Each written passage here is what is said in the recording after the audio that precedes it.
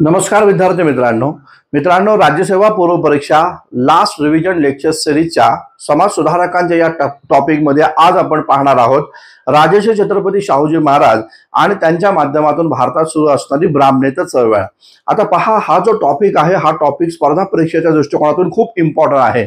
अनेक स्पर्धा परीक्षांमध्ये या टॉपिकवर प्रश्न या ठिकाणी विचारायला सुरुवात केलेली आहे। दलित चळवळ, ब्राह्मणेतर चळवळ, शेतकऱ्यांची चळवळ, सत्यशोधकांची चळवळ, त्याचबरोबर कामगारांची चळवळ हे ठरलेलं टॉपिक आहे ज्यामध्ये आयोग प्रश्न विचारतो म्हणजे विचारतोच। तर आपण आधी काय करूया, तर आयोगाने या टॉपिकवर जे प्रश्न विचारले आहेत ते प्रश्न आधी या ठिकाणी व्यवस्थित पाहूया, ते समजून घेऊया, त्यांचे उत्तर पाहूया आणि त्यानंतर हा संपूर्ण टॉपिक रिवाइज या ठिकाणी आपण करूया। आता पहा, इथं आपल्याला पाहायला भेटतं राज्यसेवा पूर्व परीक्षा 2022 ला एक प्रश्न आयोगाने विचारला। प्रश्न काय होता तो नीट समजून घेऊया। छत्रपती शाहू महाराजांनी शाळेत न पाठवलेल्या मुलांच्या पालकांना प्रत्येक महिन्याला किती दंड आकारण्याचा आदेश काढला होता? तर अशा प्रकारचा हा प्रश्न आपल्याला दिसून येतो आणि यामध्ये पर्याय आपल्याला दिसतात 2 पैसे, 3 पैसे, 5 पैसे आणि 10 पैसे। आता हे नीट समजून घ्या, शाहू राजांचं जे कार्य होतं हे दबलेल्या पिचलेल्या दलित समाजासाठी या ठिकाणी मोठ्या प्रमाणावर होतं। शाहू राजांनी 26 जुलै सन 1902 ला आपल्या कोल्हापूर संस्थानामध्ये 50% रिझर्वेशनचा कायदा देखील संमत केला। पाहायला असं भेटतं की डॉक्टर बाबासाहेब आंबेडकरांच्या मूकनायक या वर्तमानपत्रामध्ये सुमारे 2700 रुपयाची आर्थिक मदत देखील शाहू राजाने त्या काळात केली होती। याचबरोबर गंगाराम कांबळे नावाच्या एका अस्पृश्य समाजाच्या व्यक्तीला त्यांनी चहाचं हॉटेल काढण्यासाठी देखील आर्थिक मदत मोठ्या प्रमाणात केल्याचं एकंदरीत या ठिकाणी पाहायला भेटतं। तर शाहू राजे 1917 ला एक महत्वाचा कायदा आपल्या कोल्हापूर संस्थानामध्ये करतात। तो कायदा होता प्राथमिक शिक्षण मोफत आणि सक्तीचं देणारा कायदा। आता लक्षात घ्या, यामध्ये होत असं होतं की जे शूद्र अतिशूद्र समाजाचे जे लोक आहे जे आपल्या मुलांना शाळेमध्ये या ठिकाणी पाठवत नव्हते, अशा विद्यार्थ्यांना किंवा अशा पालकांना शाहू राजे दंड ठोठावण्याचं काम करत होते। त्यांच्या मागे एकच उद्देश या ठिकाणी होता, ते म्हणजे की दंडाच्या भीतीपोटी जे शूद्र अतिशूद्र समाजाचे लोक जे आहे आपल्या मुलांना शाळेमध्ये या ठिकाणी पाठवतील। आणि मग हा दंड जो होता, हा दंड किती रुपयाचा होता? तर लक्षात घ्या, हा दंड होता 2 पैशाचा। तर प्रत्येकाला 2 पैसे या ठिकाणी द्यावं लागत होते जर का तो विद्यार्थी या ठिकाणी शाळेमध्ये आला नसेल तर। हा मुद्दा या ठिकाणी लक्षात घ्या।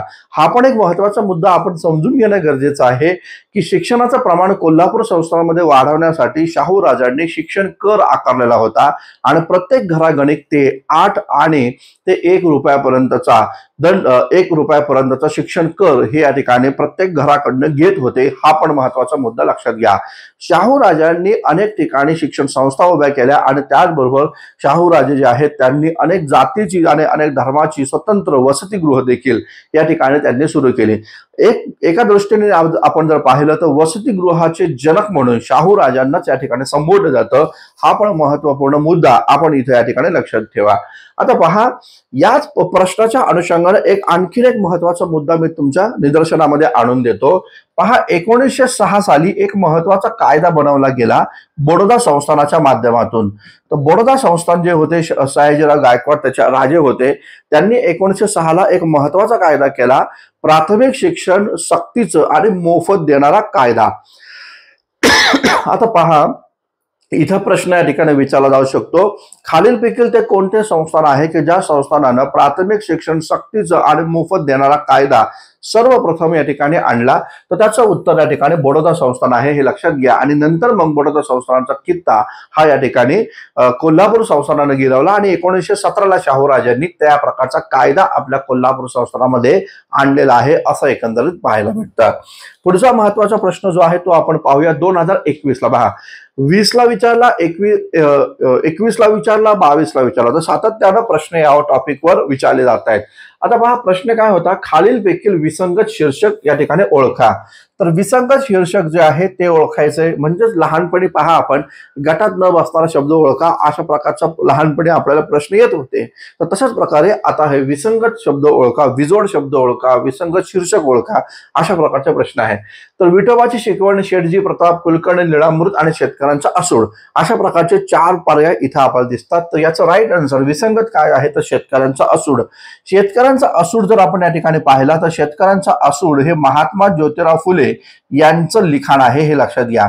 महात्मा ज्योतिराव फुले जे आहेत तर त्या फुल्यांनी या प्रकारे शेतकऱ्यांचा असूड या नावाचा महत्वाचा ग्रंथ लिहिल्याचं पाहायला भेटतं। हा 1883 दरम्यान प्रकाशित झाल्याचं दिसून येतं आणि याच शेतकऱ्यांच्या असूडमध्ये महात्मा फुल्यांनी शेतकऱ्यांना हा संदेश दिला आहे की शिक्षणाशिवाय तुमची आणि तुमच्या मुलांची प्रगती या ठिकाणी होणार नाही। आणि याच ग्रंथामध्ये महात्मा ज्योतिराव फुले विद्येविना मती गेली, मतीविना नीती गेली, नीतीविना गती गेली, गतीविना वित्त गेले, वित्ताविना शूद्र खचले, इतके अनर्थ एका अविद्येने केलं, अशा प्रकारचा संदेश शेतकऱ्यांच्या असूडमध्ये महात्मा फुले या ठिकाणी देताना एकंदरीत या ठिकाणी पाहायला भेटतं। मग हे जे वरचे जे 3 महत्वाचे या ठिकाणी ग्रंथ आहेत ते 3 ग्रंथ या ठिकाणी कोणाचे आहेत तर हे 3 ग्रंथ आहेत मुकुंदराव पाटील यांचे। लक्षात घ्या, मुकुंदराव पाटील जे आहेत तर त्या मुकुंदराव पाटील यांचे हे महत्वाचे या ठिकाणी ग्रंथ आपल्याला या ठिकाणी पाहायला भेटतात। मुकुंदराव पाटील सत्यशोधकी विचाराचे होते, ब्राह्मणत्व चळवळीमध्ये यांचं मोठं योगदान राहिल्याचं एकंदरीत दिसून येतं। यांनी कुलकर्णी लीळामृत या नावाचा ग्रंथ लिहिला, शेठजी प्रताप या ठिकाणी लिहिला आणि विठोबाची शिकवण हे देखील ग्रंथ लिहिल्याचं एकंदरीत दिसतं। या मुकुंदराव पाटील यांचं एक वर्तमानपत्र होतं ज्याला आपण दिनमित्र या नावाने संबोधतो, तर दिनमित्रकार म्हणून या ठिकाणी हे मुकुंदराव पाटील आपल्याला या ठिकाणी पाहायला भेटतात। तर हा मुद्दा या ठिकाणी लक्षात असू द्या। तर यांच्या कुलकर्णी लीळामृत या ग्रंथातून प्रेरणा घेऊनच शाहू राजांनी कुलकर्ण्यांची वतनं कोल्हापूर संस्थानामधनं बरखास्त केलेली आहेत, रद्द केलेली आहेत। हा मुद्दा या ठिकाणी लक्षात घ्या। हा कुलकर्णी लीळामृत हा जो ग्रंथ होता हा रघुनाथराव सबनीस जे कोल्हापूर संस्थानचे दिवाण होते, नाव नीट लक्षात घ्या, रघुनाथराव सबनीस जे कोल्हापूर संस्थानचे दिवाण होते त्यांना हा अर्पण केलेला आहे। आणि कुलकर्णी लीळामृतची प्रस्तावना जी आहे ही भास्करराव जाधव यांनी या ठिकाणी केल्याचं एकंदरीत दिसतं। भास्करराव जाधव हे तेच आहे जे कुणबी मराठा समाजातले पहिले या ठिकाणी MA ची पदवी घेणारे आहेत आणि त्यांना शाहू राजांनी कोल्हापूर संस्थानामध्ये सहाय्यक सरसुभा म्हणून नियुक्त केलं होतं। हा पण महत्वाचा मुद्दा या ठिकाणी लक्षात असू द्या। हे भास्करराव जाधव पाहायला भेटतात तिन्ही पहिल्या आणि दुसऱ्या अशा 2 गोलमेज परिषदेमध्ये ते या ठिकाणी जस्टिस पार्टीचे प्रतिनिधी म्हणून सहभागी झाले होते। हा पण मुद्दा या ठिकाणी लक्षात घ्या। भास्करराव जाधव हे कोल्हापूर संस्थानामध्ये जेव्हा सत्यशोधक समाजाची शाखा सुरू करण्यात आली तर त्या शाखेचे अध्यक्ष पण भास्करराव जाधव होते। हा पण महत्वाचा मुद्दा आपण या ठिकाणी लक्षात घ्या। शेठजी प्रताप हा एक महत्वाचा या ठिकाणी ग्रंथ या ठिकाणी पाहायला भेटतो जो मुकुंदराव पाटलांनी या ठिकाणी लिहिला। आता शेठजी प्रताप हा जो ग्रंथ आहे हा कशावर आधारित आहे लक्षात घ्या। C.K. बोले यांनी ग्रामजोशांची वतनं रद्द करण्याचा एक कायदा विधिमंडळामध्ये मांडला होता, मुंबई विधिमंडळामध्ये। तर त्या संदर्भामध्ये त्यांनी या ठिकाणी शेठजी प्रताप या नावाचा महत्वाचा या ठिकाणी ग्रंथ लिहिला, ज्यामध्ये असं म्हटलं गेलं ग्रामीण भागातल्या गावकऱ्यांची पिळवणूक कशा प्रकारे शेठजी आणि भटजी हे कशा प्रकारे करतात, म्हणजे मारवाडी आणि ब्राह्मण हे कशा प्रकारे सामान्य शेतकऱ्यांची पिळवणूक करतात या प्रकारची भूमिका सांगणारा शेठजी प्रताप हा महत्वाचा ग्रंथ आपल्याला या ठिकाणी पाहायला भेटतो जो मुकुंदराव पाटलांनीच लिहिलेला आहे। हा मुद्दा इथं लक्षात घ्या। पुढे आपण प्रश्न पाहूया। पुढचा प्रश्न आपल्याला दिसतो 2015ला आयोगाने प्रश्न विचारला। पहा 2015ला एक प्रश्न विचारला गेला। प्रश्न काय होता तो नीट समजून घ्या। 1926 साली मुंबई कायदे मंडळात डॅश यांनी असे विधेयक मांडले की ग्रामजोशांना संस्कार करायला बोलवले नसेल तर त्यांना दक्षिणा मागण्याचा हक्क राहणार नाही। या प्रकारची भूमिका या ठिकाणी कोणी मांडली अशा प्रकारचा प्रश्न इथं आयोगाने विचारलेला आहे। तर याचं right answer Rao Bahadur C.K. बोले आहे, हे या ठिकाणी लक्षात घ्या। तर सीताराम केशव बोले या प्रकारे C.K. बोले हे आपल्याला या ठिकाणी पाहायला भेटतात। C.K. बोले हे सत्यशोधकी विचाराचे महत्वाचे या ठिकाणी कार्यकर्ते राहिलेले आहेत। या C.K. बोले हरिश्चंद्र तालचेरकर आणि भिवाजी नरे, नाव नीट लक्षात घ्या। C.K. बोले हरिश्चंद्र तालचेरकर आणि भिवाजी नरे या तिघांनी मिळून एक महत्वाचं संघटन या ठिकाणी निर्माण केलं होतं, ज्याला आपण महत्वाचं संघटन निर्माण केलं होतं ज्याचं नाव होतं कामगार हितवर्धक सभा। हे महत्वाचा मुद्दा या ठिकाणी लक्षात घ्या।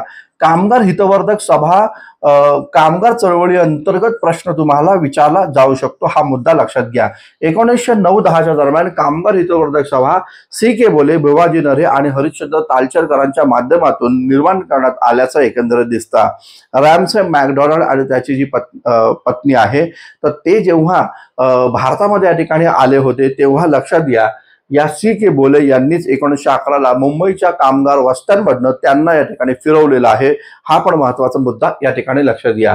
हे C.K. बोले यांनी आणखी एक महत्वाचं विधेयक 1924-25 दरम्यान मुंबई विधिमंडळामध्ये मांडलं, ज्यामध्ये सार्वजनिक पाणवठ्यांवर सर्वांना पाणी पिण्याचा अधिकार या ठिकाणी असेल अशा प्रकारचं विधेयक देखील C.K. बोले यांनी मांडलं आणि त्याच विधेयकाच्या आधारावर डॉक्टर बाबासाहेब आंबेडकरांनी महाड या ठिकाणी 14 तळे सत्याग्रह घडवून आणलेला आहे असं देखील या ठिकाणी पाहायला भेटतं। C.K. बोले मोस्ट इम्पॉर्टंट यांच्यावर कामगार हितवर्धक सभेच्या माध्यमातून प्रश्न विचारला जाईल किंवा सार्वजनिक पाणवठ्यांच्या संदर्भात जो कायदा आणला मुंबई विधिमंडळात त्यावर प्रश्न विचारला जाईल किंवा या ठिकाणी ग्रामजोशांच्या संस्काराच्या संदर्भात रिपीट क्वेश्चन या ठिकाणी येऊ शकतो। हे खूप इम्पॉर्टंट आहे, हे या ठिकाणी लक्षात घ्या। या प्रकारे हे 3 प्रश्न आपण ब्राह्मणेतर चळवळीच्या अनुषंगाने या ठिकाणी पाहिले। आता आपण मित्रांनो शाहू राजा आणि त्याचबरोबर ब्राह्मणेतर चळवळ यांच्याबद्दलची जी महत्वाची माहिती आहे आपल्याकडे ती या ठिकाणी आपण पाहूया, जेणेकरून आपली कमी वेळामध्ये जास्त रिव्हिजन या ठिकाणी होईल। आता पहा, शाहू राजांचा कार्यकाळ आपल्याला लक्षात आला पाहिजे तर 1922ला शाहू राजांचं निधन झालं। 6 मे 1922 ही तारीख या ठिकाणी लक्षात ठेवायची। त्यांचा जन्म जरी लक्षात नाही ठेवला, 26 जूनला जन्म आहे, परंतु जरी तो लक्षात नाही ठेवला तरी परीक्षेच्या दृष्टिकोनातून हे वर्ष लक्षात ठेवणे गरजेचे आहे की 1922 साली शाहू राजांचं या ठिकाणी निधन झालेलं आहे। आता पाहायला भेटतं शाहू राजे हे दत्तक पुत्र होते। त्यांचं नाव जे आहे ते या ठिकाणी यशवंतराव घाडगे असं आहे, हे लक्षात घ्या। मूळ नाव त्यांचं यशवंतराव घाडगे। जयसिंगराव घाडगे यांचा मुलगा तो या ठिकाणी कोल्हापूरच्या राणीने दत्तक घेतला, त्याचं नाव यशवंत जे आहे तर त्यांचं नाव शाहू राजे असं या ठिकाणी ठेवलं गेलं। ते यशवंतराव घाडगे हे यांचं मूळ नाव हे होतं, लक्षात ठेवा। आणि यांचं शिक्षण जे आहे राजकोट महाविद्यालयामध्ये झाल्याचं एकंदरीत दिसतं। तर राजकोटमध्ये जे राजपुत्रांसाठी जे काही महाविद्यालय इंग्रजांनी सुरू केलेलं होतं तर त्या राजकोट महाविद्यालयामध्ये शाहू राजांचं शिक्षण पूर्ण झाल्याचं एकंदरीत या ठिकाणी पाहायला भेटतं। शाहू राजांच्या संदर्भामध्ये एक महत्वाचं प्रकरण घडलं, जे प्रकरणाला आपण वेदोक्त प्रकरण या नावाने संबोधतो, जे साधारणतः 1899च्या दरम्यान घडल्याचं एकंदरीत दिसतं। वेदोक्त प्रकरण काय आहे इन शॉर्ट मध्ये आपण या ठिकाणी समजून घेऊया। शाहू राजे जेव्हा या ठिकाणी पंचगंगा नदीवर स्नान करण्यासाठी जेव्हा गेले होते तेव्हा आपल्याला पाहायला भेटतं तिथं जो नारायण भट नावाचा जो काही ब्राह्मण होता तो ब्राह्मण अंघोळही न करता त्या पूजा करण्यासाठी आला होता आणि त्या ब्राह्मणानं या ठिकाणी जे मंत्र म्हणले ते या ठिकाणी वेदोक्त पद्धतीने नसून ते पुराणोक्त पद्धतीने म्हटले आहेत। हे जेव्हा राजाराम शास्त्री भागवत यांच्या लक्षात आलं तेव्हा त्यांनी शाहू राजांना सांगितलं आणि मग शाहू राजांनी त्याला जबाब विचारला। त्या संदर्भामध्ये नारायण भट यांनी सांगितलं की तुम्ही शूद्र आहात आणि शूद्रासाठी पुराणोक्त पद्धतीनेच मंत्र म्हटले जातात, वेदोक्त पद्धतीने म्हणण्याची पद्धत नाही, अशी भूमिका नारायण भटनं जेव्हा या ठिकाणी मांडली तेव्हा शाहू राजांना हे लक्षात आलं की आपण क्षत्रिय आहोत, आपण छत्रपती शिवाजी महाराजांच्या कुळातील वंशजातील आहोत, तरी देखील हा ब्राह्मण आपल्याला शूद्र म्हणून संबोधतोय आणि तो या ठिकाणी पुराणोक्त पद्धतीने मंत्र म्हणतोय, हा आपला या ठिकाणी मोठा अपमान आहे। ही भूमिका शाहू राजांच्या लक्षात आली आणि मग शाहू राजांनी त्या संदर्भामध्ये सामाजिक चळवळीत काम करायला या ठिकाणी सुरुवात केली आणि मग इथं मोठ्या प्रमाणावर पाहायला भेटतं। इथूनच खऱ्या अर्थानं महाराष्ट्रामध्ये ब्राह्मण विरुद्ध ब्राह्मणेतर अशा प्रकारचा संघर्ष पेटल्याचं एकंदरीत या ठिकाणी दिसून येतं। तर वेदोक्त प्रकरण फक्त इथे या ठिकाणी या परीक्षेच्या पुरतं लक्षात ठेवा। बॅच मध्ये मी डिटेलपणे यावर सुमारे 30 मिनिटाचं लेक्चर या ठिकाणी घेतलेलं आहे, त्यामुळे वेदोक्त प्रकरण हे 1890 शाहू राजांच्या काळामध्ये घडलेला आहे, हा मुद्दा लक्षात घ्या। कदाचित कधी कधी काय होतं शाहू राजांच्या बद्दल विचारलं जातं आणि घटना कालानुक्रमे लावा अशा प्रकारचे प्रश्न विचारले जाऊ शकतात। तर वेदोक्त प्रकरण आधी घडलं 1890 हे लक्षात घ्या। 26 जुलै सन 1902ला सरकारी नोकऱ्यांमध्ये 50% रिझर्वेशन या ठिकाणी शाहू राजांनी दिलेलं आहे, हे महत्वाचा मुद्दा लक्षात ठेवा। आरक्षणाचे जनक त्याचमुळे शाहू राजांना म्हटलं जातं आणि हे लक्षात असू द्या की 50% रिझर्वेशन हे शाहू राजा या ठिकाणी देतात मागासलेल्या लोकांना सरकारी नोकरी प्राप्त करण्यासाठी, हा मुद्दा लक्षात घ्या। पुढे पाहायला भेटतं की 11 जानेवारी सन 1911ला शाहू राजे कोल्हापूर संस्थानामध्ये सत्यशोधक समाजाची स्थापना या ठिकाणी करतात।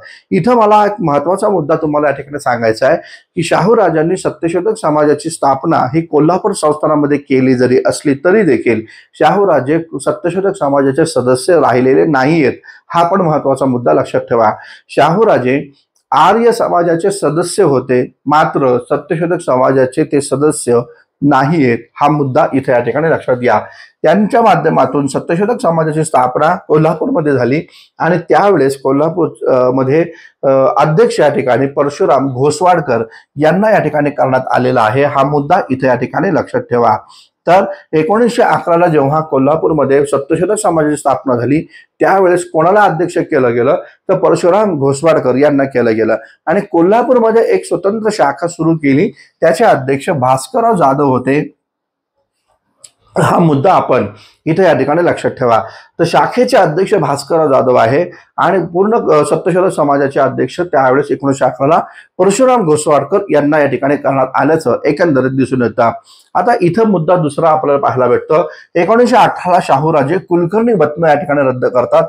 यामागचं कारण आपण पाहिलं की कुलकर्णी नीळामृत नावाचा ग्रंथ मुकुंदराव पाटील यांनी 1913ला या ठिकाणी लिहिला आणि कशा प्रकारे गावचा कुलकर्णी हा अज्ञानी पाटलाच्या अडाणीपणाचा फायदा घेऊन कशा प्रकारे गावातील सत्ता तो आपल्या ताब्यात ठेवतो या प्रकारची भूमिका कुलकर्णी लीळामृत मध्ये मांडलेली आहे. आणि म्हणून मग हा ग्रंथ शाहूराजांच्या वाचनामध्ये आल्यानंतर शाहूराजे 1918ला कुलकर्ण्यांची वतन रद्द करण्याचा कायदा या ठिकाणी बनवतात आणि ते कुलकर्णाचे रद्द केले जातात, वतन रद्द केले जातात. मग कुलकर्णी या पदासाठी शाहूराजे या ठिकाणी तलाठी या पदाची नियुक्ती करताना एकंदरीत दिसतं आणि त्याच माध्यमातून शाहूराजे पाटील तलाठी स्कूल स्थापन केली जाते.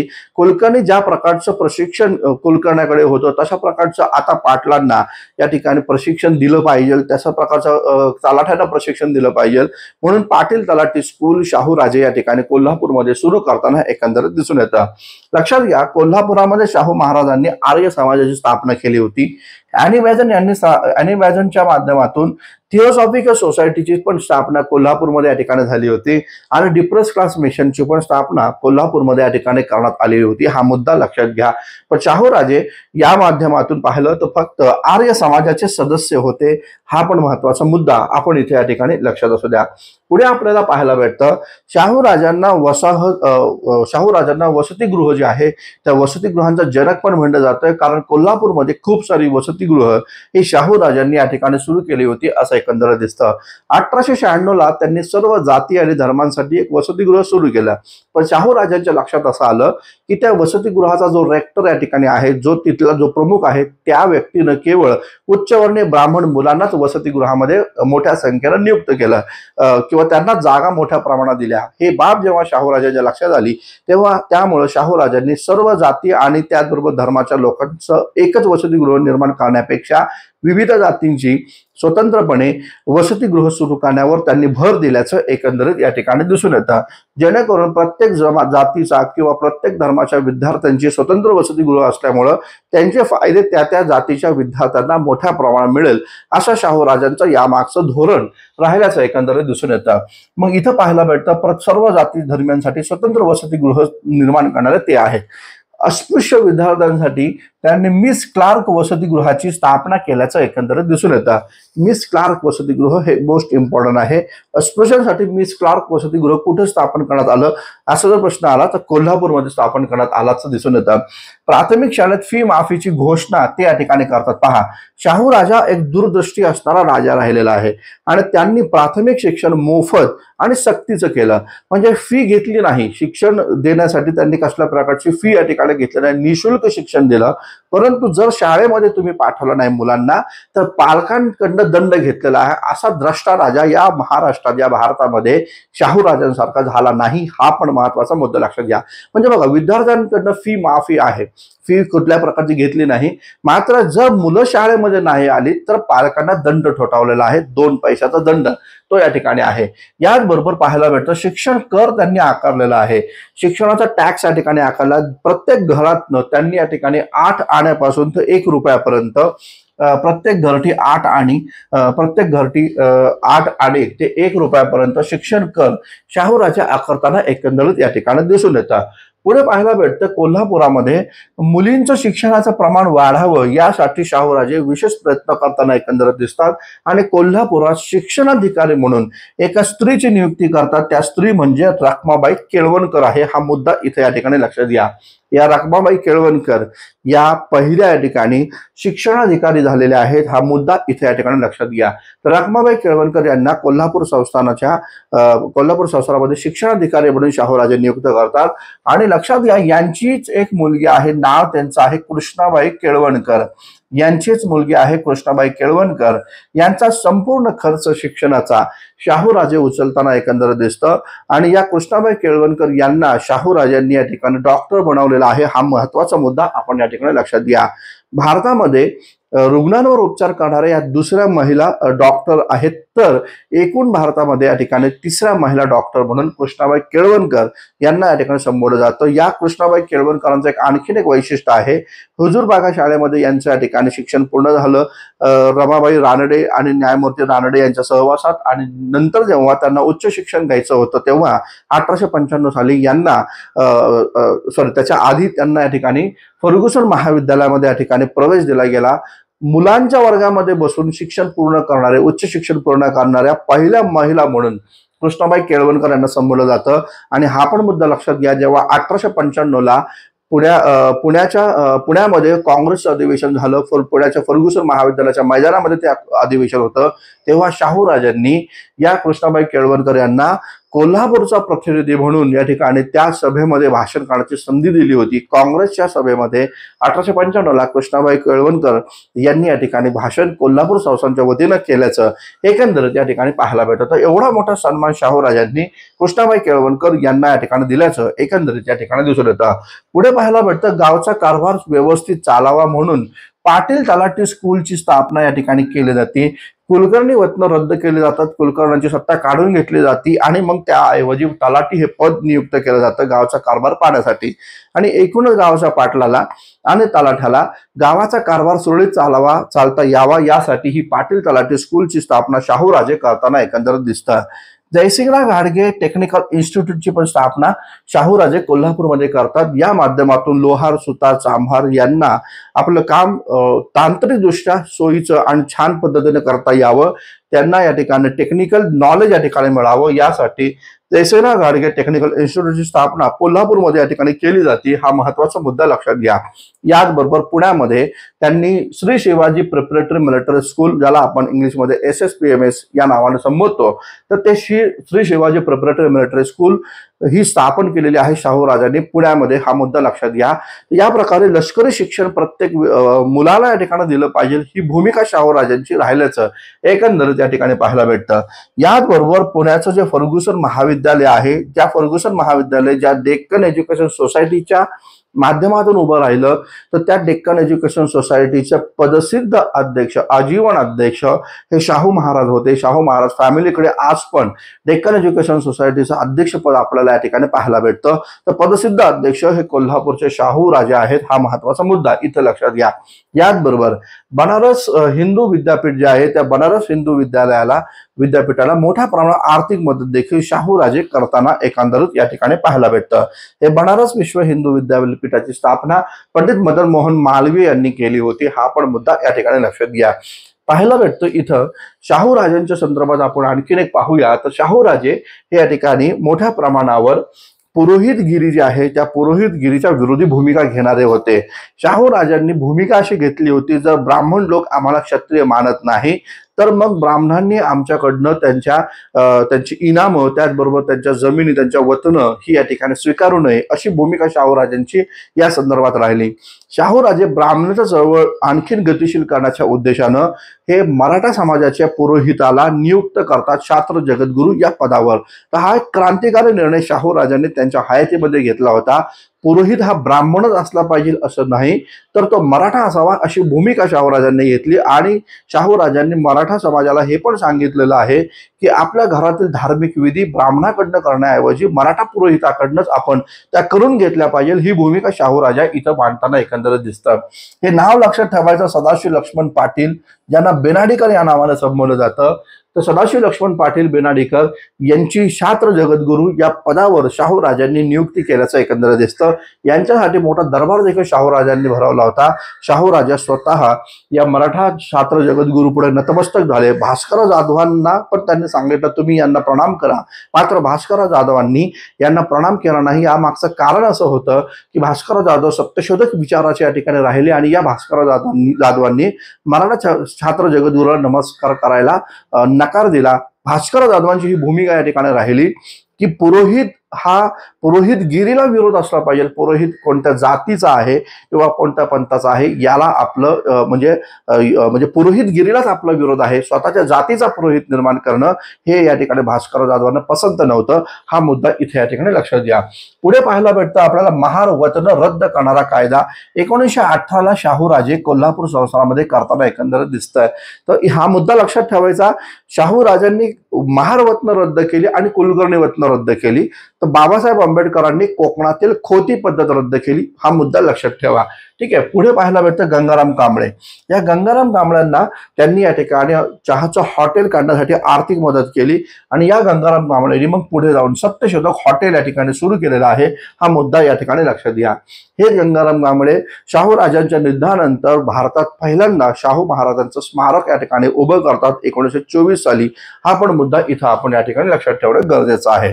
पहा ही माणगाव परिषद, तर माणगाव परिषद मार्च 1920 ला आयोजित करण्यात आली। कागलच्या इथं माणगाव जे आहे तिथे या ठिकाणी ही परिषद या ठिकाणी झाली। बाबासाहेब आंबेडकरांच्या लेक्चरमध्ये आपण माणगाव परिषदेमध्ये डिटेलपणे या ठिकाणी चर्चा केलेली आहे। या माणगाव परिषदेचं एक वैशिष्ट्य असं राहिलं, या माणगाव परिषदेमध्ये शाहू राजांनी डॉक्टर बाबासाहेब आंबेडकरांना भारताचे या ठिकाणी एक मोठे अग्रणी नेते होईल या प्रकारची भूमिका त्यांनी बाबासाहेबांप्रती व्यक्त केली। माझं अस्पृश्यांप्रती असणारं प्रेम हे दाईचं आहे, मात्र बाबासाहेब आंबेडकर हे अस्पृश्यांना आईचं प्रेम या ठिकाणी देईल आणि तेच तुमच्या साऱ्या समस्यांचं निराकरण करेल व भविष्यामध्ये ते भारताचे एक मोठे नेते अग्रणी नेते अग्रणी नेत्यांमध्ये त्यांचं नाव असेल। या प्रकारची भाकीत त्यांनी या ठिकाणी इथं माणगाव परिषदेमध्ये मांडल्याचं एकंदरीत पाहायला भेटतं। लक्षात घ्या 1920 साली नागपूर या भागामध्ये पाहायला असं भेटतं एक परिषद भरली होती, अखिल भारतीय अस्पृश्यता निर्मूलन परिषद। अखिल भारतीय अस्पृश्यता निर्मूलन परिषद नागपूरमध्ये भरली गेली। तर ही परिषद जी होती ही किसन फागू बनसोडे जे आहे तर त्यांच्या माध्यमातून भरली गेली होती। तर या प्रकारे आपल्याला या ठिकाणी पाहायला भेटतं। तर या परिषदेचे अध्यक्ष पण शाहू महाराज या ठिकाणी होते। हा मुद्दा लक्षात घ्या। आयोगाने जर प्रश्न विचारला नागपूर या भागामध्ये अखिल भारतीय अस्पृश्यता निर्मूलन परिषदेचे अध्यक्ष कोण होते, तर ते पण शाहू राजाच या ठिकाणी आहे। याचबरोबर कानपूरमध्ये जी 13वी अखिल भारतीय कुणबी क्षत्रिय परिषद भरली होती त्याचे अध्यक्षपद शाहू राजा या ठिकाणी होते। हा पण महत्वाचा मुद्दा लक्षात घ्या। अखिल भारतीय कुर्मी सभा जी भरली गेली तर त्याचे अध्यक्ष पण शाहू राजे राहिलेले आहेत आणि या शाहू राजांना तिथं राजश्री या पदवीनं सन्मानित करण्यात आल्याचं एकंदरीत या ठिकाणी पाहायला भेटतं। राजश्री ही पदवी शाहू राजांना इथे या ठिकाणी देण्यात आलेली आहे। हा महत्वाचा मुद्दा आपण इथे या ठिकाणी लक्षात घ्या। आयोग तुम्हाला प्रश्न विचारेल राजश्री छत्रपती शाहू महाराजांना राजश्री पदवी कुठे दिली, तर कानपूरमध्ये दिली गेली कुर्मी संमेलनामध्ये। हा मुद्दा लक्षात घ्या। पुढे आपल्याला पाहायला भेटतं शाहू राजांच्या जीवनामध्ये जे त्यांनी शेतीच्या संदर्भात व्यापाराच्या संदर्भात महत्वाच्या संस्था स्थापन केल्या आणि महत्वाचं कार्य केलं त्याची पण माहिती इथं आपण या ठिकाणी घेऊया। पाहायला भेटतं शाहू राजांनी भोगावती नदी जी आहे तर त्या भोगावती नदीवर एक बंधारा मांडला। त्या बंधाराला त्यांनी महाराणी लक्ष्मीबाई तलाव असं नाव त्यांनी दिलेलं आहे। हा मुद्दा लक्षात घ्या। त्याचबरोबर 1908 ला राधानगरी धरण या ठिकाणी त्यांनी निर्माण केलेलं आहे। हा पण महत्वाचा मुद्दा या ठिकाणी लक्षात घ्या। तर राधानगरी धरण शाहू राजांची देण आहे। त्याचबरोबर कोल्हापूरमध्ये शाहूपुरी व्यापार पेठ त्यांनी सुरू केल्याचं एकंदरीत पाहायला भेटतं। व्यापाराला चालना देण्यासाठी शाहूपुरी 1895 ला त्यांनी कोल्हापूरमध्ये निर्माण केलेला आहे आणि 1906 ला नवीन उद्योगांना चालना देण्यासाठी Shahu spinning and weaving mill ची स्थापना शाहू राजे कोल्हापुरामध्ये करताना एकंदरीत दिसून येतं। किंग एडवर्ड प्रकरण जे होतं हे किंग एडवर्ड प्रकरण पण शाहू राजांशी संबंधितच आपल्याला पाहायला भेटतं। 1914 साली शाहू महाराजांच्या कोल्हापुरामध्ये किंग एडवर्डच्या पुतळ्याचं या ठिकाणी उद्घाटन होणार होतं, मात्र त्या पुतळ्याला आदल्या दिवशी कोणीतरी डांबर फासलं होतं आणि मग त्या संदर्भामध्ये मोठी पोलीस केस या ठिकाणी झाली. पाहायला भेटतं आपल्याला की अण्णासाहेब लठ्ठे आणि त्याचबरोबर भास्करराव जाधव यांच्यावर आरोप केला गेला की त्यांनी अशा प्रकारचं कृत्य केलं, म्हणून भास्करराव जाधव, अण्णासाहेब लठ्ठे आणि शाहू महाराज यांचे संबंध काही कालावधीपुरते तणावाचे या ठिकाणी होते असं एकंदर दिसतं. मात्र भूमिगत हे दोघं जण झाले, अण्णासाहेब लठ्ठे आणि भास्करराव जाधव, आणि नंतर मग पोलीस तपासामध्ये हे लक्षात आलं की या दोघांचा या किंग एडवर्ड प्रकरणाशी काही संबंध नाही. तेव्हा पुन्हा यांचे संबंध प्रेमाचे राहिल्याचं एकंदरीत या ठिकाणी पाहायला भेटतं. आता पहा, शाहू महाराजांच्या संदर्भात जे इम्पॉर्टंट मुद्दे आहे ते आपण इथं पाहिले. आता आपण पाहूया ते म्हणजे शाहू महाराज आणि ब्राह्मणेतर चळवळ. तर शाहू महाराज आणि ब्राह्मणेतर चळवळ हा एक महत्वाचा टॉपिक आहे. यावर आयोग तुम्हाला प्रश्न या ठिकाणी विचारू शकतो.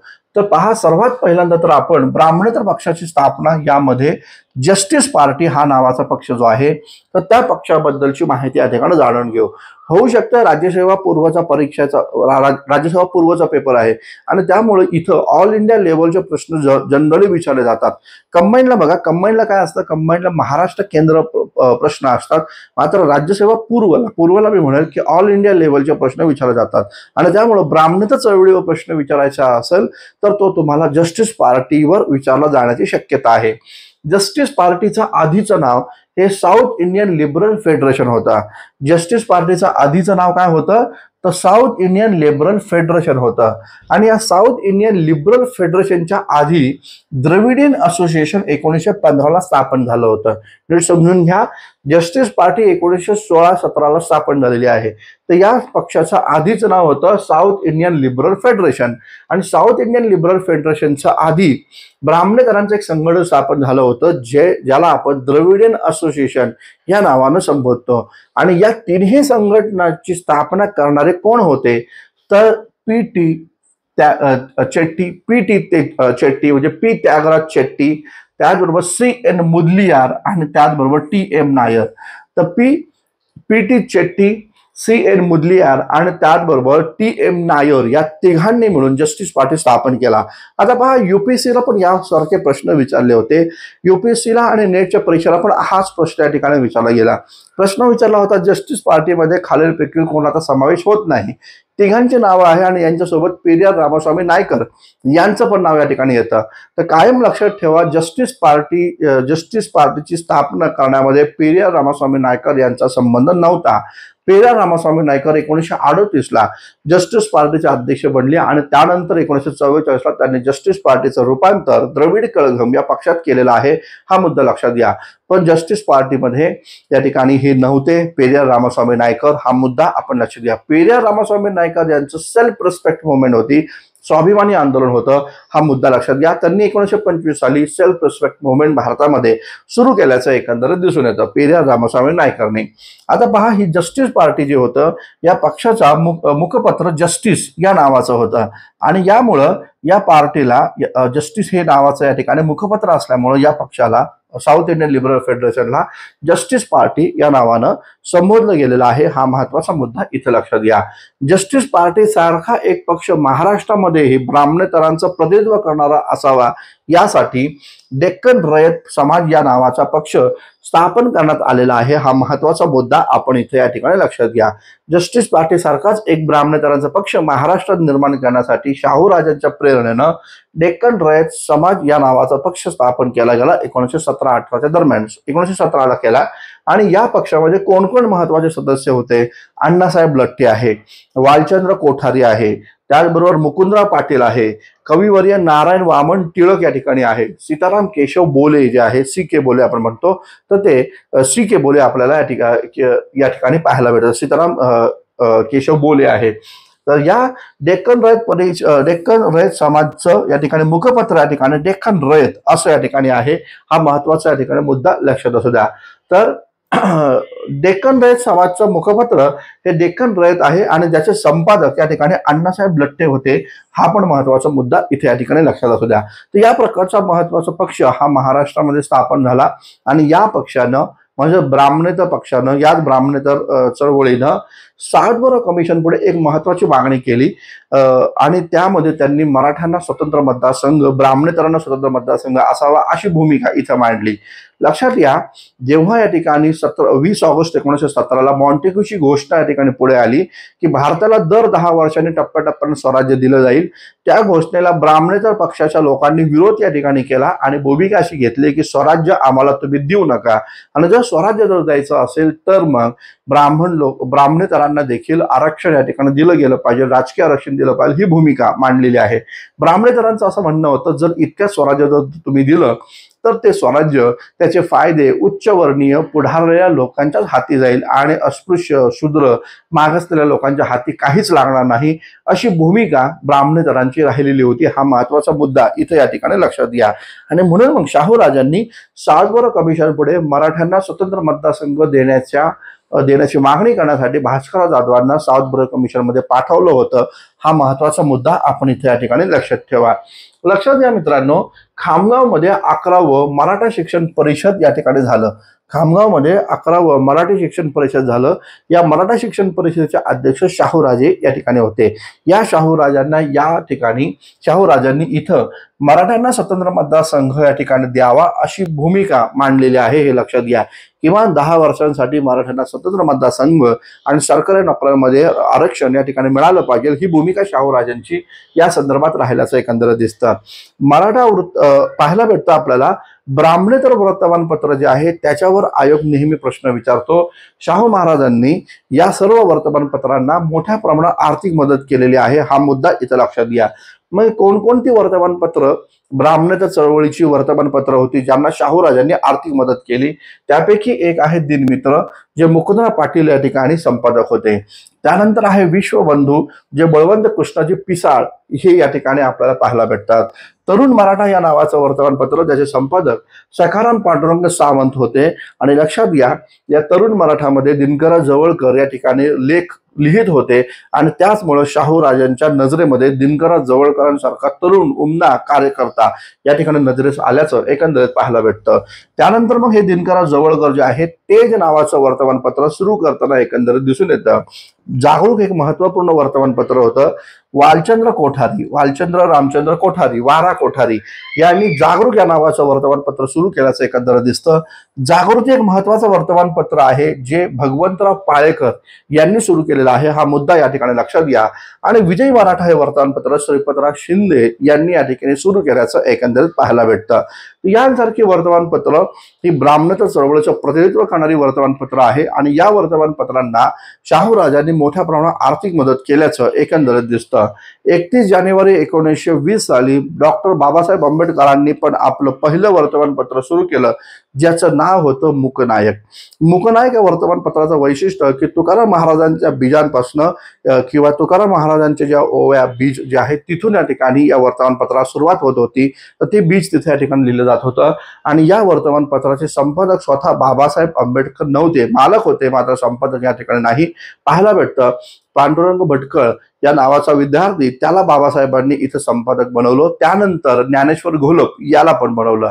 ज्ञानेश्वर घोलप आणि पांडुरंग भटकर हे दोघं विद्यार्थी या ठिकाणी मूकनायकचे संपादक राहिलेले आहेत, हा महत्वाचा मुद्दा लक्षात घ्या. बाबासाहेबांनी का बरं संपादकत्व स्वीकारलं नाही, यामागचं कारण, बाबासाहेब मुंबईच्या सिडनहम कॉलेजमध्ये त्यावेळेस अर्थशास्त्र या विषयाचे प्राध्यापक होते आणि एका प्राध्यापकानं अशा प्रकारचं मुखपत्र चालवणं त्यावेळेस सरकारच्या विरोधी भूमिका घेणारं होतं आणि म्हणून मग बाबासाहेब आंबेडकर केवळ मालक होते, मात्र संपादक या ठिकाणी नाहीये. शाहू महाराजांच्या नजरेस हे मुखपत्र नावाचं वर्तमानपत्र आणून देण्याचं कार्य दत्तोबा पवारांनी केलं आणि दत्तोबा पवारच्या सांगण्यावरनं दत्तोबा पवार जे आहेत त्यांनी बाबासाहेबांची आणि शाहू महाराजांची भेट घडवून आणली आणि मग शाहू महाराज या ठिकाणी या मूकनायक या वर्तमानपत्राला सुमारे 2700 रुपये या ठिकाणी आर्थिक मदत या ठिकाणी करताना आपल्याला एकंदरीत पाहायला भेटतं. पुढे आपण या ठिकाणी पाहूया. लक्षात घ्या, शाहू राजांचं 6 मे 1922 ला निधन झालेलं आहे आणि त्यानंतर मग ही ब्राह्मणेतर चळवळ जी आहे ही जे जवळकरांच्या ताब्यामध्ये जातीये असं एकंदरीत दिसतं. पाहायला भेटतं आपल्याला ब्राह्मणेतर चळवळीचे हे महत्वाचे नेते आपल्याला दिसतात, मुकुंदराव पाटील आणि दिनकरराव जवळकर. तर जे जवळकरांवर आयोग या ठिकाणी प्रश्न वारंवार या ठिकाणी विचारतो. लक्षात घ्या, हे जे दिनकरराव जवळकर जे आहे ज्यांनी केशवराव जयधनच्या माध्यमातून त्यांना घेऊन एक महत्वाचं पुस्तक निर्माण केलं, ज्याचं नाव होतं देशाचे दुश्मन. तर देशाच्या दुश्मनवर आयोग प्रश्न विचारेल. देशाच्या दुश्मनमध्ये यांच्यावर गुन्हा दाखल झाला. यांनी टिळक आणि चिपळूणकर यांना या ठिकाणी देशाचे दुश्मन म्हणून संबोधलं होतं. नंतर बाबासाहेब आंबेडकरांनी देशाच्या दुश्मनची केस या ठिकाणी घेतली आणि ती जिंकली. तेव्हा जयदेव जवळकरांची तुरुंगातून सुटका झाली. हा महत्वाचा मुद्दा लक्षात घ्या. त्याचबरोबर शेतकऱ्यांची कैफियत हा एक महत्वाचा ग्रंथ या ठिकाणी जयदेव जवळकरांनी लिहिलेला आहे. दिनकर जवळकर प्रामुख्याने लिहिलेला आहे. हा मुद्दा लक्षात ठेवा. जाहीर सवाल क्रमांक 1, सवाल क्रमांक 2 अशा प्रकारचे 2 महत्वपूर्ण पत्र यांनी या ठिकाणी काढलेले आहेत. 1950 सालची ब्राह्मण परिषद हा एक महत्वाचं लिखाण हे या ठिकाणी दिनकर जवळकर या ठिकाणी करतात. याचबरोबर मर्द हो नाके कापून घ्या, मर्द हो नाके कापून घ्या या नावाचं एक महत्वाचं ग्रंथ देखील एक छोटंखानी पत्रक आहे. तर ते या ठिकाणी दिनकर जवळकर या ठिकाणी काढताना दिसतात. क्रांतीचे रणशिंग 1931 साली त्यांनी या ठिकाणी सुरू केलेला आहे.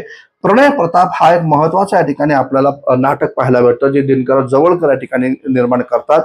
पाहायला भेटतं पटेल विधेयक होतं बघा.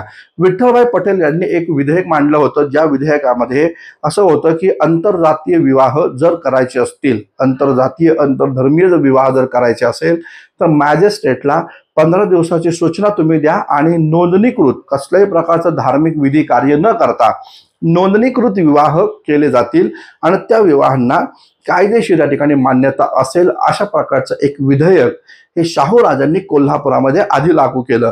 त्यांचा आदर्श घेऊन विठ्ठलभाई पटेल यांनी ते केंद्रीय विधिमंडळामध्ये हे विधेयक मांडलं. त्याला पटेल विधेयक म्हटलं जातं. या पटेल विधेयकाला खूप मोठ्या प्रमाणावर या ठिकाणी विरोध करण्यात आला. लोकमान्य टिळकांनी केसरी वर्तमानपत्रामध्ये एक लेख देखील या संदर्भामध्ये लिहिला. हिंदूंचे संकर विवाह, हिंदूंचे संकर विवाह या नावाचा लेख लिहिला आणि ज्यामध्ये ते असं म्हणाले की आपण हिंदू आहोत याची ओळख काय आहे, तर आपले धार्मिक कार्य हिंदू पद्धतीने होतात. जर का धार्मिक कार्यच म्हणजे विवाहासारखे धार्मिक कार्य जर हिंदू पद्धतीने झाले नाही तर तुम्हाला हिंदू म्हणून या ठिकाणी म्हणून घेण्यास कसल्याही प्रकारचा अर्थ नाही, अशी भूमिका टिळकांनी इथे व्यक्त केली. आणि म्हणून ब्राह्मण विरुद्ध ब्राह्मणाचा एक मोठ्या प्रमाणात वाद या काळामध्ये निर्माण झाला होता. त्या संदर्भामध्ये प्रणय प्रताप पटेल विधेयकाला पाठिंबा देणारा एक महत्वाचं नाटक प्रणय प्रताप या ठिकाणी दिनकर जवळकर यांनी या ठिकाणी लिहिल्याचं एकंदरीत या ठिकाणी पाहायला भेटतं. लक्षात घ्या. त्याचबरोबर आपल्याला पाहायला भेटतं शिवपुराण स्मारक हा एक महत्वाचा ग्रंथ हा दिनकर जवळकरांनी लिहिल्याचं एकंदरीत या ठिकाणी पाहायला भेटतं.